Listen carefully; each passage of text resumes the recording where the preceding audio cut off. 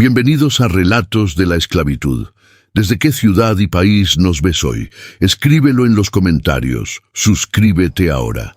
Tu suscripción deja esta puerta abierta a la verdad y evita que el YouTube la entierre, porque lo que empieza hoy empieza con las manos en la harina, el horno encendido y un silencio demasiado cuidadoso.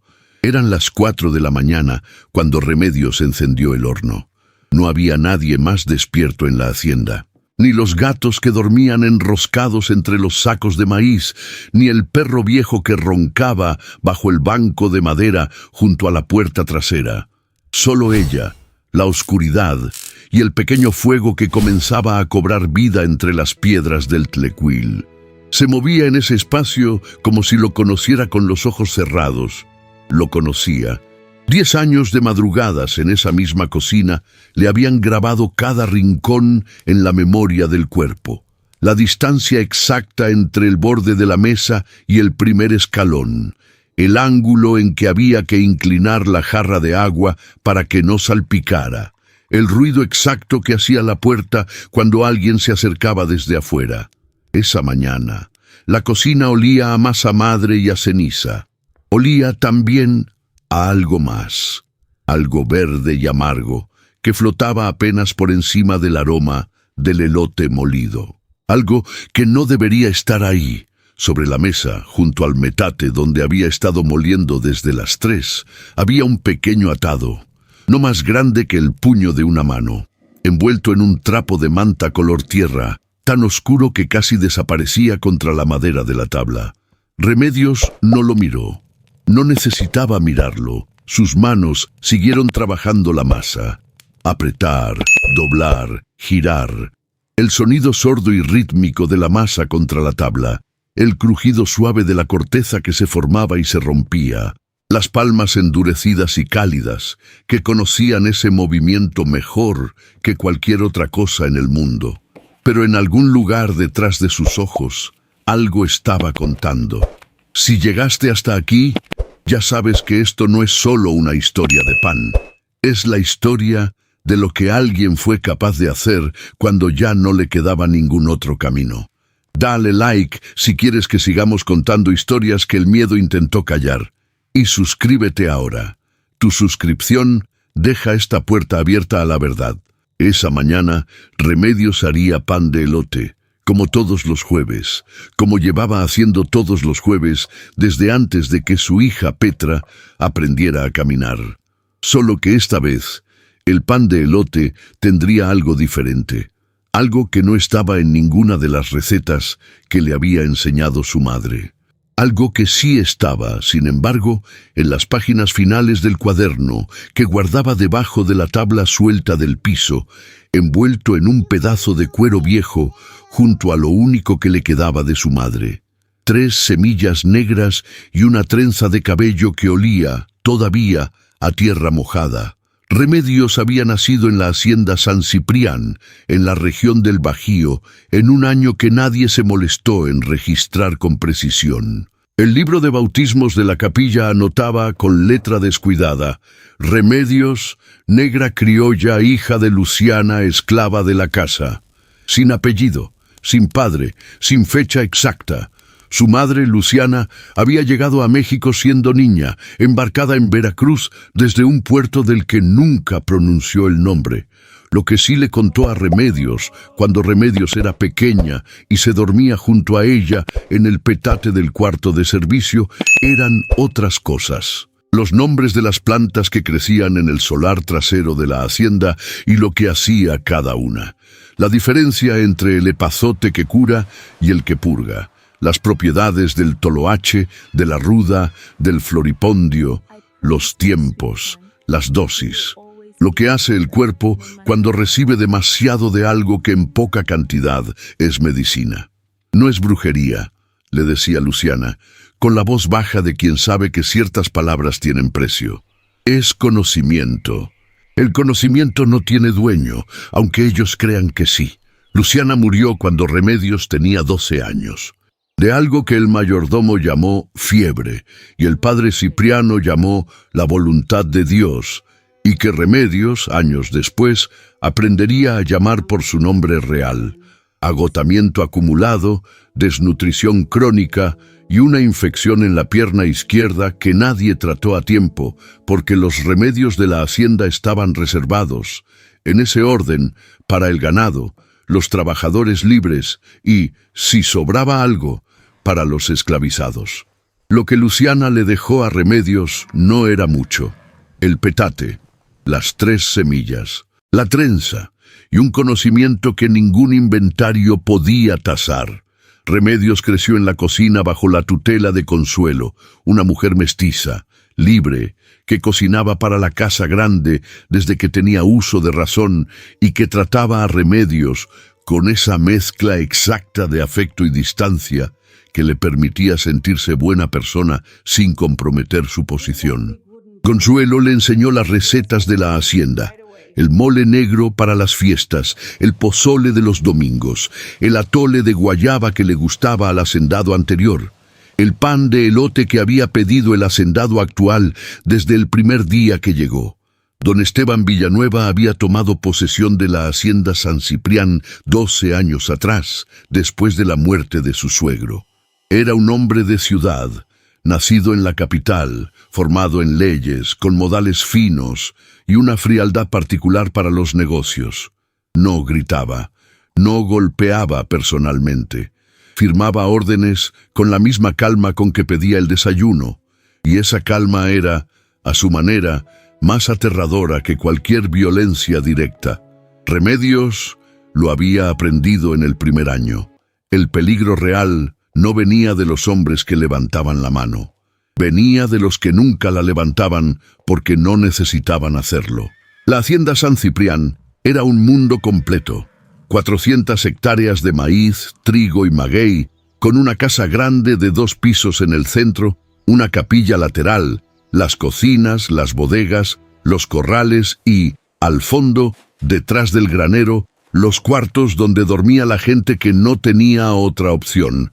Había trabajadores libres, peones endeudados que debían más de lo que podían pagar y que por eso vivían en una forma de servidumbre que la ley no llamaba esclavitud, pero que se parecía mucho. Había artesanos, herreros, vaqueros, y había los que estaban en los libros de inventario junto a las mulas y los bueyes. 6 personas en la época de esta historia. 6 nombres en una lista que los registros de la hacienda revisaban una vez al año. El padre Cipriano era el capellán de la propiedad. Un hombre delgado, de unos 50 años, con el hábito siempre limpio y los ojos siempre en movimiento. Decía misa los domingos, confesaba los miércoles y los demás días circulaba por la hacienda con una libretita pequeña donde anotaba cosas que nadie le pedía que anotara. Era el sistema de vigilancia más efectivo de la propiedad, precisamente porque nadie lo veía como vigilancia. Era el padre, era el consejo espiritual. Era el hombre ante quien la gente confesaba sus miedos, sus rencores, sus secretos, sin saber que algunos de esos secretos terminaban, filtrados y reformulados, en la oreja de don Esteban. Consuelo sabía esto. Por eso nunca le contaba al padre Cipriano nada que no estuviera dispuesta a que don Esteban escuchara. Remedios lo sabía desde mucho antes que Consuelo. Lo había aprendido a los 15 años, cuando una compañera llamada Felipa le contó al padre en confesión que el mayordomo la había tocado sin su consentimiento. 3 días después, Felipa fue trasladada a una hacienda en el norte. El mayordomo siguió en su puesto. Ese fue el día en que Remedios decidió que el silencio era la única protección real que existía en ese lugar. Y así vivió, durante años, en un silencio tan perfecto que la hacía invisible. Hacía el pan, limpiaba la cocina, respondía cuando le hablaban, nunca se quejaba, nunca pedía, nunca levantaba la voz y aprendía.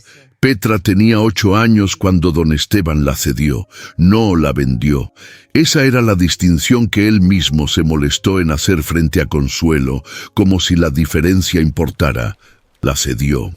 En préstamo, dijo, a la familia Alcántara de Querétaro, cuyos hijos pequeños necesitaban una compañera de juegos y cuya esposa había expresado en la última visita a la hacienda lo encantadora que era la niña de la panadera. Remedios supo lo que iba a pasar 3 días antes de que pasara. Había escuchado sin que nadie se diera cuenta la conversación entre don Esteban y el administrador en el corredor de la casa grande un jueves al mediodía, mientras ella pasaba cargando una canasta de pan recién horneado. Escuchó el nombre de Petra, escuchó la palabra Alcántara, escuchó el precio. No en pesos, sino en un favor político que tenía que ver con un asunto de tierras que no entendió del todo, pero que claramente valía más que una niña de 8 años. Esa noche, Remedios le trenzó el pelo a Petra durante 3 horas. Le enseñó 3 canciones que su madre le había enseñado a ella. Le metió en el bolsillo del delantal una de las semillas negras que guardaba envueltas en cuero. «Esta semilla es tuya», le dijo. «La llevas siempre. Si algún día no puedes más, la aprietas con la mano y piensas en mí». Petra preguntó por qué. Remedios no respondió. Le terminó de trenzar el pelo. Le dio un beso en la frente. 2 días después, un hombre de la familia Alcántara llegó a la hacienda con una mula y un recibo firmado por don Esteban. Petra se fue sin gritar, porque Remedios le había dicho que no gritara. Pero en el último momento se giró y la miró con unos ojos que Remedios supo, en ese instante, que iban a acompañarla el resto de su vida. Eso fue hace 6 semanas. Durante esas 6 semanas, Remedios siguió haciendo el pan, siguió limpiando la cocina, siguió respondiendo cuando le hablaban. No lloró frente a nadie, no pidió nada, no se quejó. Pero por las noches, cuando todos dormían, sacaba el cuaderno de recetas de debajo de la tabla del piso y pasaba las páginas hasta llegar a las últimas, las que su madre le había dictado y ella había copiado con letra torcida, aprendiendo a escribir de memoria lo que ninguna escuela le iba a enseñar. Y leía: «La ruda crece en casi todos los jardines de las haciendas coloniales del Bajío. Una planta pequeña, de hojas azuladas, con bordes redondeados, con un olor penetrante que los hacendados asociaban con la limpieza y la protección contra el mal de ojo. Muchos la plantaban en macetas cerca de las ventanas. Consideraban que ahuyentaba los insectos. Lo que los hacendados no sabían, o no querían saber, era que sus cocineras y curanderas indígenas y afrodescendentes tenían un conocimiento completamente diferente de esa misma planta. En dosis pequeñas, la ruda puede calmar los nervios, aliviar el dolor de cabeza, ayudar con problemas digestivos leves. Es lo que las madres les daban a sus hijos en té cuando tenían cólicos. Es lo que Consuelo añadía, a veces, al agua del chocolate para que tuviera carácter. En dosis mayores, la ruda es un emético potente.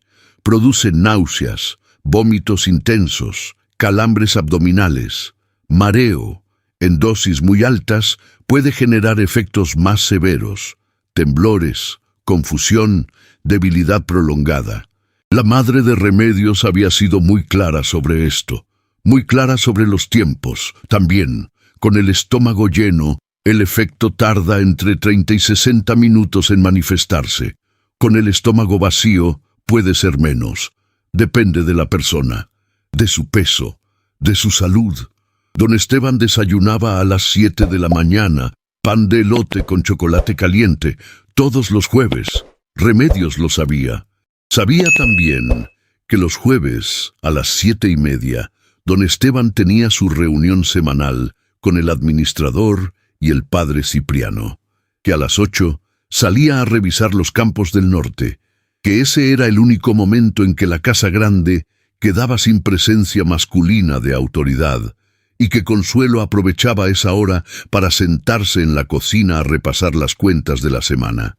Llevaba 6 semanas midiendo todo esto, 6 semanas observando, contando, recordando. 6 semanas desde la tarde en que los ojos de Petra se giraron para mirarla por última vez. Eran las 4:15 cuando Remedios terminó de preparar la masa del pan de elote. La receta era exactamente la misma de siempre. Masa de maíz azul molido fino, manteca de cerdo, azúcar de piloncillo, canela y un poco de queso de rancho desmoronado. La misma que había hecho cada jueves durante 10 años, la que don Esteban pedía por nombre cuando regresaba de la ciudad.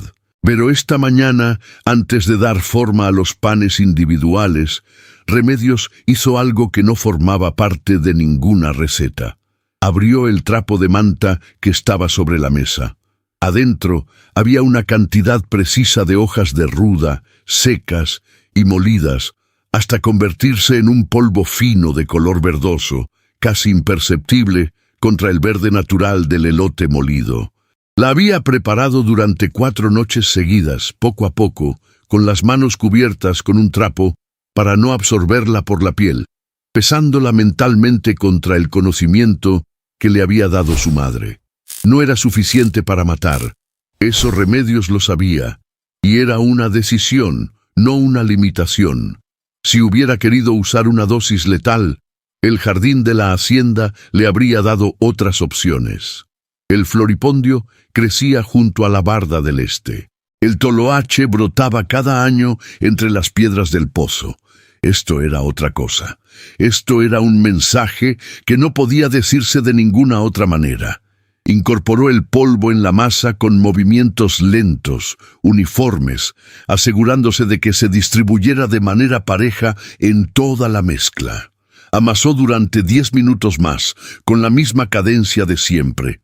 Dio forma a los 4 panecillos individuales que Consuelo llevaría en la charola del desayuno de don Esteban, junto a la jícara de chocolate y las servilletas de lino bordadas. Los puso en el horno, cerró la puerta del horno y siguió trabajando. A las 6 de la mañana, Consuelo entró a la cocina. Era su rutina. Revisar que todo estuviera en orden antes de que comenzara el movimiento de la casa.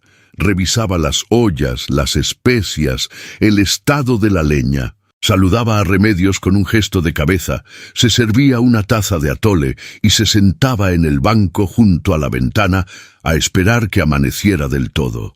Esa mañana, al entrar, frunció levemente la nariz. ¿Qué es ese olor? Remedios no levantó la vista del metate donde seguía moliendo. «Canela. Puse más canela esta semana, como pidió el amo la vez pasada». Consuelo aspiró de nuevo. Había algo más. Algo que no era canela exactamente, pero que tampoco podía identificar con precisión. Era familiar de una manera vaga, como un recuerdo de algo olido hace mucho tiempo, en otro contexto, en otro lugar. Se quedó mirando la espalda de Remedios durante un momento. Remedios siguió moliendo. Su espalda no se tensó, sus hombros no subieron. El ritmo de sus manos sobre el metate fue exactamente el mismo de siempre. Consuelo se sirvió el atole, se sentó junto a la ventana. No dijo nada más. Años después, en el único registro que quedaría de este día, una declaración ante el administrador de la hacienda, escrita por el padre Cipriano, Consuelo diría que no notó nada inusual esa mañana. Esa era la versión que la protegía. Era también, con toda probabilidad, una mentira parcial. Consuelo notó algo.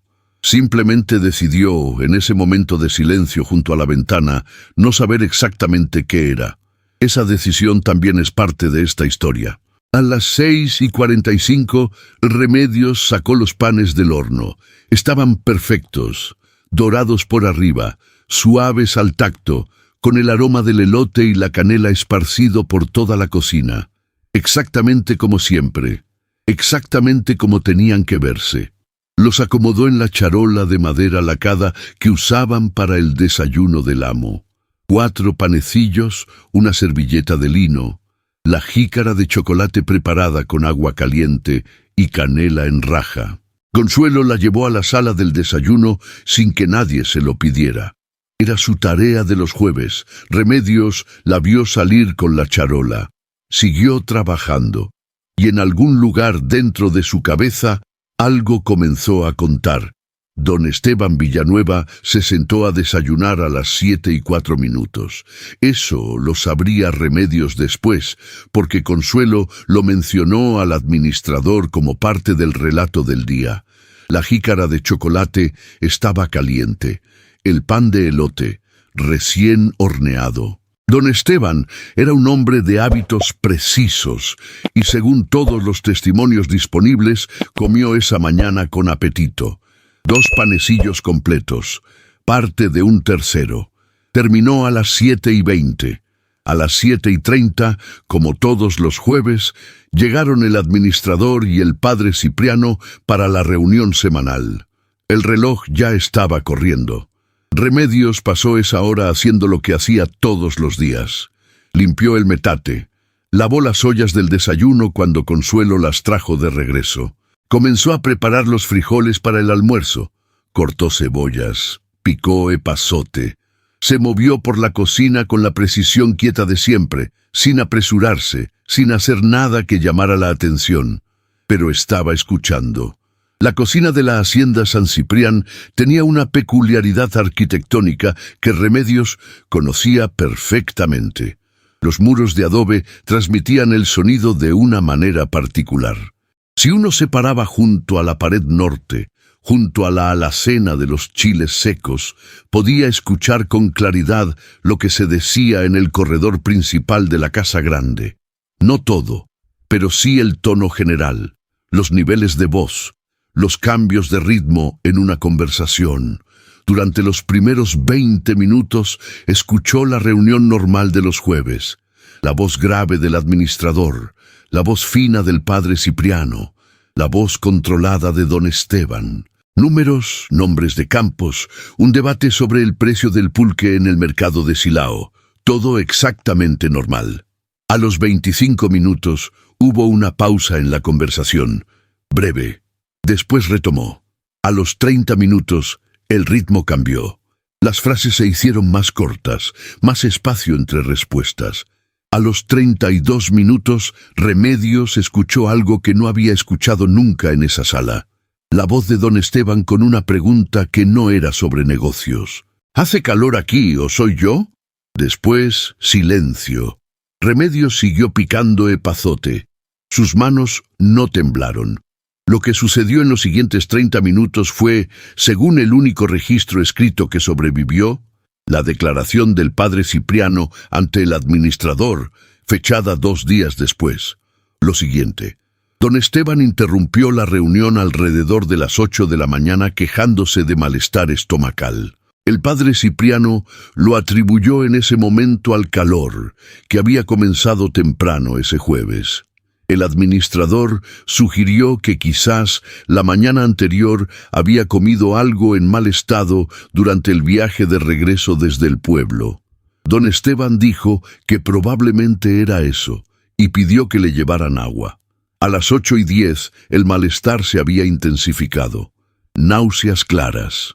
Don Esteban se levantó de la mesa de reunión y tuvo que apoyarse en el marco de la puerta para no perder el equilibrio. A las 8:20 había vómito. El padre Cipriano llamó a Consuelo. Consuelo llamó al mozo de cuadra para que fuera a buscar al curandero del pueblo, que estaba a 2 leguas de distancia. Alguien llevó a don Esteban a su recámara. Alguien más fue a buscar agua fresca y una palangana limpia. La casa grande entró en el tipo de movimiento acelerado y susurrado que siempre acompaña a la enfermedad repentina de un patrón. En la cocina, Remedios siguió preparando los frijoles para el almuerzo. Consuelo entró corriendo a las 8:25. El amo está malo. Cancela todo lo del almuerzo. Solo hay que preparar un caldo ligero si mejora. Remedios asintió. ¿Sabe usted qué tiene? No sé. El padre dice que fue algo que comió ayer. Remedios asintió de nuevo. Y después, sin cambiar el tono de voz ni un grado, ¿el pan de esta mañana estaba bien? La pregunta fue directa, y Consuelo la recibió así, sin amortiguador. Se quedó quieta durante 2 segundos. 3. Los ojos de Consuelo recorrieron la cocina de una manera rápida. La mesa, el metate, la alacena, la mano de Remedios sobre el cuchillo del epazote. Sí, dijo finalmente. Supongo que fue de ayer. Y salió de la cocina. El curandero llegó cerca del mediodía. Don Esteban llevaba 4 horas con náuseas intermitentes, calambres abdominales y una debilidad general que lo tenía confinado a la cama. No era una condición que amenazara su vida. El curandero lo dijo claramente después de examinarlo. Pero tampoco era trivial. Era el tipo de malestar que deja a alguien inútil durante un día entero y preguntándose, con esa vulnerabilidad específica de la enfermedad, ¿qué fue lo que provocó tal cosa? El padre Cipriano era un hombre metódico. Mientras el curandero atendía a don Esteban, él comenzó a hacer lo que hacía siempre cuando algo salía de lo ordinario en la hacienda: preguntar. Habló con el administrador, habló con los mozos, habló con Consuelo. Consuelo repitió la versión del viaje anterior. El padre Cipriano escuchó, asintió, anotó algo en su libretita. Después fue a la cocina. Remedios estaba lavando trastes cuando entró. «Buenas tardes, padre». Remedios se paró en el centro de la cocina y miró alrededor con esa manera suya de mirar que parecía casual y no lo era. «¿Notaste algo inusual esta mañana? ¿En los ingredientes? ¿En los panes?» «No, padre. Todo igual que siempre. ¿Usaste todo de la alacena principal?» «Sí, padre». El padre Cipriano caminó hacia la alacena. Revisó los chiles, los frascos de especias, el piloncillo. Olió el frasco de la canela. Revisó la caja de la manteca. Todo en orden. Después caminó hacia la mesa central. Sobre la tabla de madera había rastros de harina de maíz, un poco de manteca, la mancha oscura que dejaba siempre el piloncillo molido. Y en el borde de la tabla, casi pegado a la pared, un detalle que Remedios había calculado que sería invisible. Un hilo verde, casi negro por el secado, de algo vegetal, no más largo que una uña. Pegado en una grieta de la madera por la humedad de la madrugada. El padre Cipriano lo vio, lo recogió entre 2 dedos, lo olió. Remedios siguió lavando trastes. «¿Qué es esto?» «No sé, padre. Del jardín, quizás. Entra con el viento por las mañanas». El padre Cipriano sostuvo el hilo vegetal durante un momento. Sus dedos lo giraron lentamente. Después lo dejó caer sobre la tabla. Miró a Remedios durante más tiempo del que era cómodo. «Voy a necesitar revisar tu cuarto». El cuarto de Remedios era el más pequeño de los cuartos del servicio, 3 metros por 2, con una ventana que daba al solar trasero, un petate extendido en el suelo, un baúl de madera sin llave y un gancho en la pared del que colgaba el delantal de trabajo. El padre Cipriano revisó el baúl primero. Encontró lo que siempre encontraba en esos cuartos: ropa de trabajo, un rebozo, un rosario de madera, una estampa de la Virgen de Guadalupe con el papel ya amarillento. Nada extraordinario. Después revisó el petate, lo levantó, lo sacudió. Nada. Se paró en el centro del cuarto y miró el piso. Las tablas del suelo eran irregulares, asentadas hacía años con diferente nivel de compresión. La mayoría se veían iguales, pero una, junto a la pared norte, tenía un ángulo levemente distinto al de las demás, lo suficientemente distinto para que alguien que buscara activamente lo notara.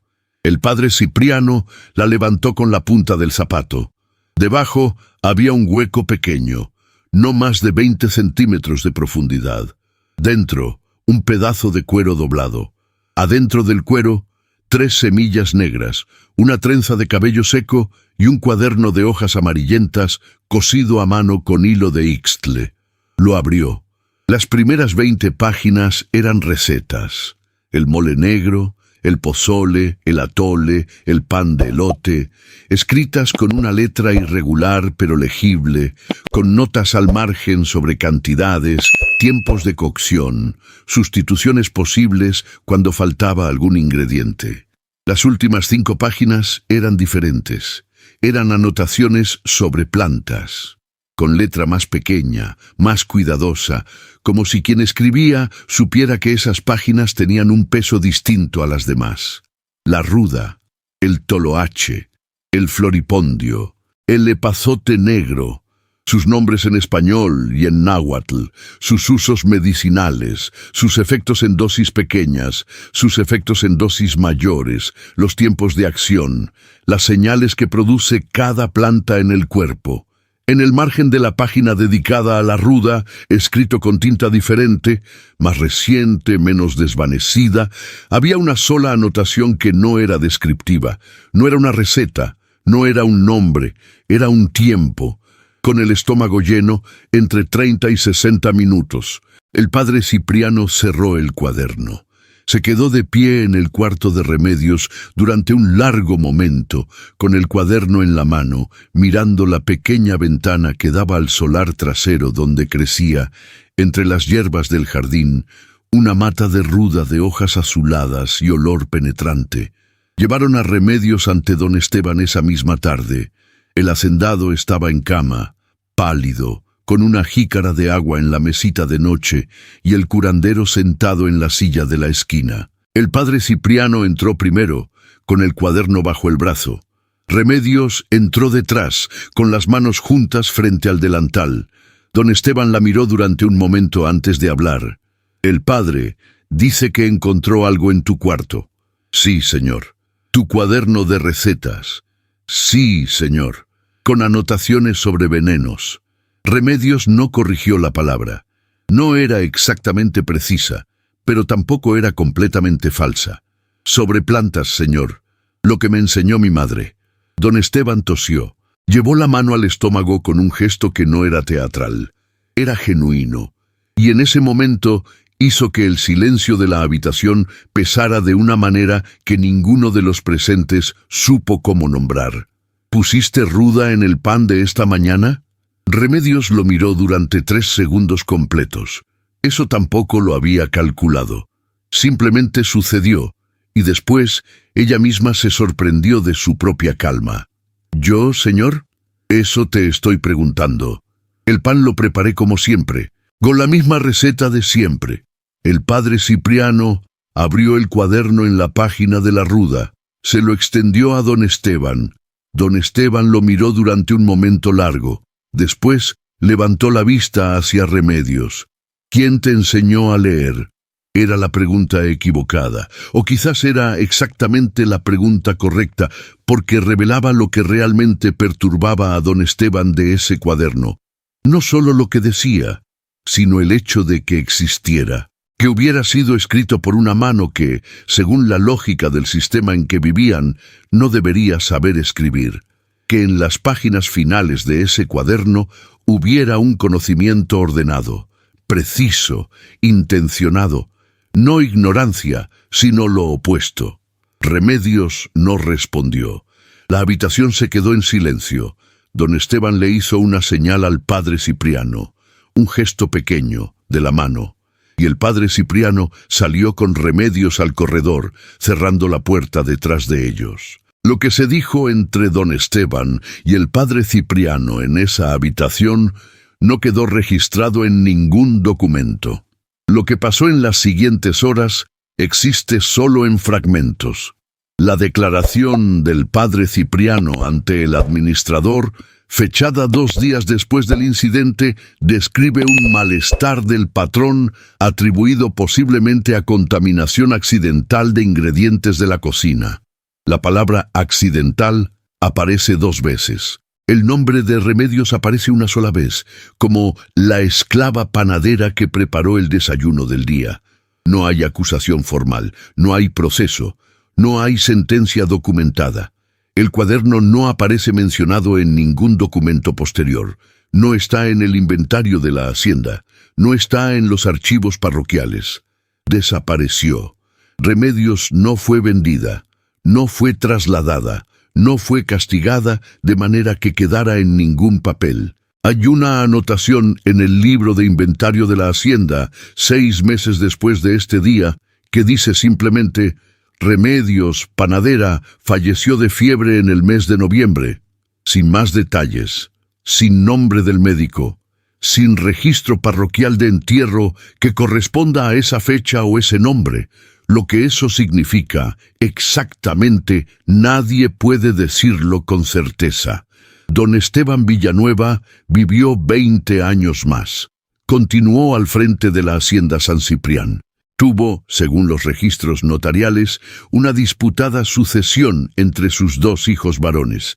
Nunca volvió a tener un problema de salud documentado de naturaleza similar al de ese jueves.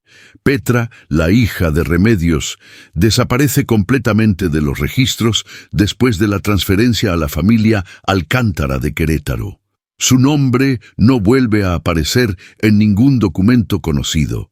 La semilla negra que su madre le metió en el bolsillo del delantal, tampoco. Hubo, durante los siglos XVII, XVIII y XIX, en la América colonial española, decenas de procesos inquisitoriales y civiles relacionados con lo que los documentos llamaban beneficio, el uso de sustancias para causar daño, perpetrado por mujeres esclavizadas contra sus amos o sus familias. La mayoría de estos casos comparte una característica que los historiadores han tardado en nombrar: la dificultad de probar intención. Las plantas involucradas crecían en los mismos jardines de las haciendas. Los mismos conocimientos botánicos que hacían valiosa a una cocinera o curandera eran los que la hacían peligrosa si decidía usarlos de otra manera. La línea entre medicina y veneno dependía, casi siempre, únicamente de la dosis. Los investigadores que han estudiado estos casos señalan algo importante. Estas mujeres no actuaban por impulsividad. Actuaban, en muchos casos, después de largos períodos de observación, planificación y, a menudo, de haber agotado cualquier otro recurso disponible. No había tribunales a los que pudieran recurrir. No había protección legal que cubriera sus cuerpos o los de sus hijos. No existía ningún mecanismo institucional que escuchara su testimonio como testimonio válido. Lo que tenían era conocimiento. Un conocimiento transmitido de madre a hija, de curandera a aprendiza, a través de generaciones. Un conocimiento que el sistema esclavista nunca pudo inventariar del todo, precisamente porque vivía en la memoria y no en los libros. Porque no tenía dueño, aunque muchos creyeran que sí, y en algunos momentos de la historia colonial de estas tierras, ese conocimiento fue el único poder que existía dentro de esas cocinas. Hay una pregunta que estos casos siempre generan y que los documentos oficiales siempre evitaron hacerse. ¿Qué nombre le ponemos al acto de una persona que, habiendo sido privada de su libertad, de sus derechos, de sus hijos, de cualquier forma de justicia accesible, usa el único recurso que le queda para hacer sentir al responsable, aunque sea por 45 minutos, algo de lo que ella cargaba todos los días? Los códigos coloniales tenían un nombre claro para eso: crimen. La historia tiene otro: resistencia. Y hay quienes argumentan que esas dos palabras no son tan opuestas como parecen cuando se las mira desde arriba. Que la resistencia, cuando viene de quien no tiene nada más, siempre tiene un costo. Siempre tiene una forma que incomoda. Siempre es más complicada que un héroe con espada o un discurso en una plaza. A veces la resistencia huele a ruda. A veces está dentro del pan. A veces dura 45 minutos en el cuerpo de un hombre que nunca entendió qué fue lo que sintió. Remedios no dejó manifiesto, no dejó discurso, dejó un cuaderno que alguien se aseguró de hacer desaparecer, dejó una hija cuyo rastro se perdió en los archivos de una familia de Querétaro, dejó una línea en un libro de inventario junto a los bueyes y las mulas, que decía que había muerto de fiebre en noviembre. Y dejó esta pregunta, que sigue sin respuesta oficial: si el único poder que te queda es invisible y el costo de no usarlo es mayor que el de usarlo, eso sigue siendo un crimen. No te pido que respondas hoy, te pido que te la quedes. porque estas historias no terminan cuando termina el video. Terminan cuando alguien en algún lugar decide que merecen ser recordadas. Eso es lo que hacemos aquí, en Relatos de la Esclavitud. Cada semana, una historia más. Cada historia, un nombre que el sistema intentó borrar. Si llegaste hasta el final de este relato, ya sabes que Remedios existió, que Petra existió, que el cuaderno existió, aunque alguien se lo llevara. Y ahora que lo sabes, ya no pueden enterrarlo del todo. Hasta el próximo relato.